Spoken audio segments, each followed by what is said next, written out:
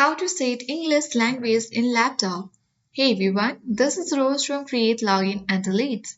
Without further ado, let's dive right into the video. First of all, head towards the Windows search section at bottom left corner and type in settings. Click on open button to access settings page. From this left panel, choose time and language option. Here are different options. Select language and region option.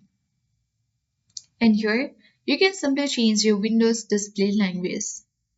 Click on this drop-down menu box and from here you can select any language according to your choice. For now, only this language is here, but if you have many, you can simply launch any. From this preferred language, you can click on Add a Language button. And here you can easily type any language of your choice. So let's type in English for now. And here are different English languages as well, that is of Australia, Belize, Canada, Caribbean, India, and many more. Let's choose of Canada and click on next button.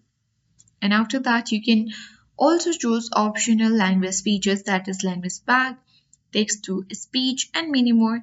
And then you can check my this set as my Windows language as well and click on install button.